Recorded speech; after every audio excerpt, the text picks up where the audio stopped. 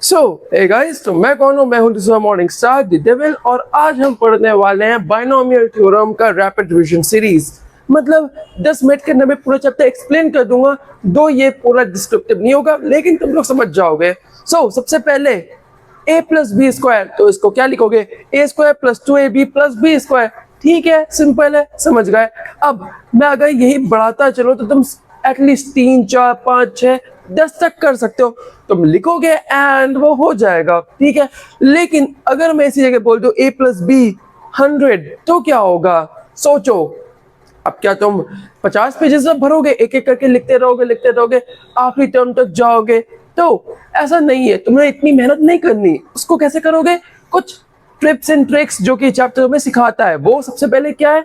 सबसे पहले हमारा मेन फॉर्मूला जो कि है a plus B N equals to n upon 0 a n b 0 plus a n upon 1 n upon 2 n upon 3 चलता रहेगा। n की वैल्यू माइनस होती रहेगी और b की वैल्यू एक बढ़ती रहेगी, 1 2 3 4 जाता रहेगा। तो देखो इससे फायदा क्या। सबसे पहली बात, ये पूरा फॉर्मूला ऐसे ही काम करता है, और अगर तुम इस पैटर्न को समझ जाओ तो तुम्हारे एग्जाम में मार्क्स चुटकियों में आएंगे। And by the way guys, अभी तक अगर तुमने चैनल को सब्सक्राइब नहीं किया तो क्या कर रहे हो? फ्री है, जाओ सब्सक्राइब करो, वरना मैं तुम्हें डराने आ रहा हूँ तुम्हारे सपनों में।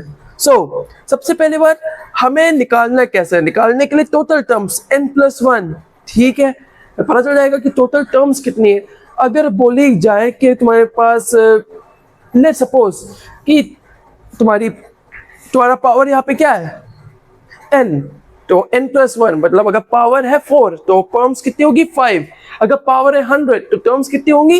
101। अगर टर्म्स है 1000 तो कितनी होगी? 1001। सिंपल, एक ज्यादा, हमेशा एक ज्यादा रहेगा, ठीक है। वैसे ही अब ये समझ लो। अब अगला पैटर्न क्या है? Power balancing. पावर बैलेंसिंग कैसे? समझो। an जो होगा वो स्टार्ट करेगा an से, मतलब अपनी फुल पोटेंशियल से, लेकिन b जो है वो स्टार्ट करेगा 0 से। लेकिन b स्लोली एंड स्टेडी बढ़ता जाएगा, 1 2 3 4, जहां तक तुम जाओगे वहां तक वो बढ़ता रहेगा। लेकिन उसी जगह पे n क्या होगा? वो एक कम हो जाएगा, हमेशा एक कम। जितना यहाँ पे पड़ेगा उतना यहाँ पे आ जाएगा। प्लस माइनस में 0 है, कोई कुछ नहीं बढ़ा, माइनस में 1 माइनस में 2, ऐसे करते करते जहां तक तुम जाओगे वो 0 हो जाएगा एक वक्त पे, एंड बी अपने फुल पोटेंशियल पे आ जाएगा। तो स्लो एंड स्टेडी वो जीती जाएगा, सिंपल है।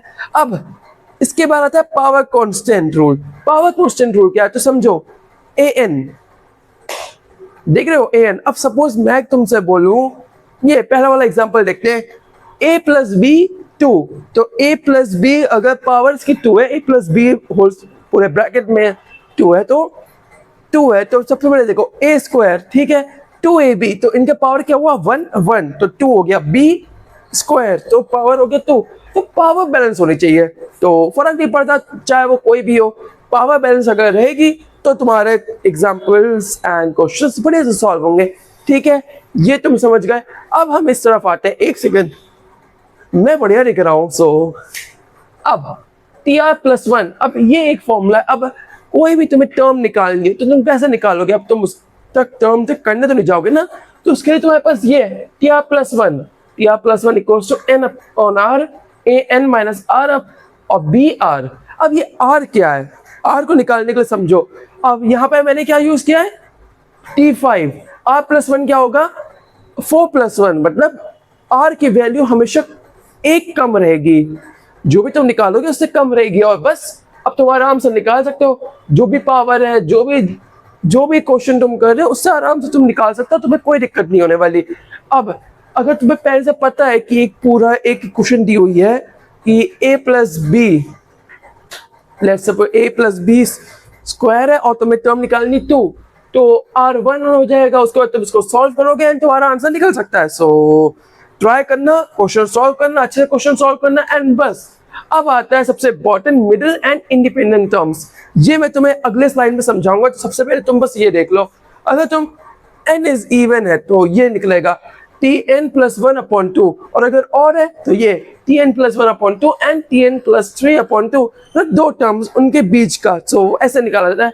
लेकिन तुम्हें भी टेंशन लेने की जरूरत नहीं है, पहले तुम जितना भी मैंने लिखा है उसको लिख लो एंड उसके बाद हम आगे बढ़ते हैं। सो जो भी लिखा है अब लिख लो जल्दी से, और हाँ लिख लेना, उसके बाद ही हम आगे बढ़ेंगे। ये तो हो गया। अब ब्लैक बोर्ड को चेंज करते हैं। अब मिडिल टर्म, मिडिल टर्म क्या होता है समझो। एक लाइन है, लाइन के अंदर कई बच्चे खड़े हुए हैं, 4 बच्चे 5 बच्चे। अब अगर उनमें से तुम्हें बीच में एक बच्चे को निकालना है तो कैसे निकालोगे? तो तुम्हें लगेगा बेसिकली तुम्हें एक फॉर्मूला चाहिए। अब अगर 3 बच्चे हो, टीम में से किसको निकालोगे? बीच वाले को निकाल लोगे। 5 बच्चे हो तो 5 में से कितने को निकालो? 2 तीसरे वाले को। लेकिन यही नंबर बढ़ जाए तब क्या? तो उसके लिए भी हमारे पास फॉर्मूलाज है। अगर n इवन है, अगर नंबर ऑफ वो इवन है तो +1 करके अपॉन 2 कर दो। लेकिन अगर ऑड हो तो क्या? तब तो इवन पे आ जाएगा। इसलिए तब 2 टर्म्स निकालते हैं, n+1/2, n+3/2, एंड तुम्हारा आंसर तुम्हारे साथ होगा।